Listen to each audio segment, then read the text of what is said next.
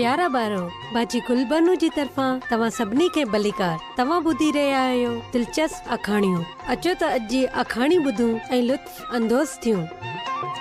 आसमान ऐं ज़मीन जो ठाहिण, हर शइ ख़ुदा ठाही आहे। ही सभु कुझु ॾाढो सुठो हो। 5 दर्जे जा शागिर्द घबरायल हुआ। उस्ताद ॿारनि खे रियाज़ी जो पर्चो वापसि ॾिनो। कुझु शागिर्दनि सुख जो साह वरितो। उन्हनि जो ग्रेड एतिरो ख़राब न हो जेतिरो उन्हनि सोचियो हो। बाइबल में मूं हिकिड़ो ग्रेड ॻोल्हियो जंहिंजो ख्वाब घणाई ॿार ॾिसंदा आहिनि। पहिरियों ग्रेड। छा तव्हां खे ख़बर आहे ही किथां मिलंदो?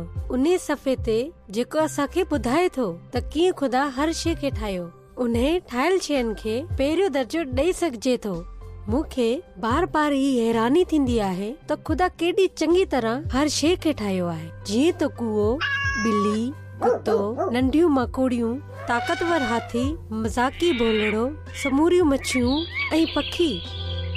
जानवरनि खे ठाहिण खां पहिरीं ख़ुदा वण ऐं ॿूटनि खे वधण ॾिनो जीअं त जानवर उन खे खाई सघे। ऐं गॾोगॾु घणाई गुल, नंढा चांदनी गुल ऐं वॾा सूरजमुखी गुल, प्यारा गुलाब जा गुल ऐं खुशबूदार बनकशी गुल। हर कंहिंखे ख़ुदा बिजपण ॾिना त जीअं हू वधीक वधी सघनि। ठाहिण वारे हर शइ जो घणो ख्याल रखियो। पहिरीं हुन रोशनी ठाही, छाकाणि त रोशनी बग़ैर ज़िंदगी मुमकिन न हुई। ख़ुदा सभु कुझु ठाहियो। छा तव्हां खे ख़बर आहे त कीअं? हुन जे चवण सां हुन चयो त रोशनी थी वञ ऐं रोशनी थी वई। जेका बि शइ तव्हां ॾिसो था ख़ुदा जे चवण सां ठहियल आहे। शुरू में अहिड़ो कुझु बि न हो जंहिंसां कुझु वधे या वधीक पैदा थिए।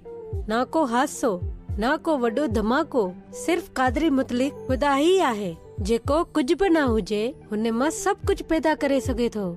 ऐं पोइ सभ खां सुठी शइ ठाही। ख़ुदा चयो त अचो इंसान ठाहियूं ऐं हुन पंहिंजे सुठे ख्यालनि ज़रिए मर्द ऐं औरत खे ठाहियो। 6 ॾींहं ख़ुदा हर शइ खे ॾिठो जेके हुन ठाहियो हो ऐं हू ख़ुशि थियो छो त हू सभु कुझु ॾाढो सुठो हो। ऐं हुन ही सभु कुझु आदम ऐं हवा खे ॾेई छॾियो।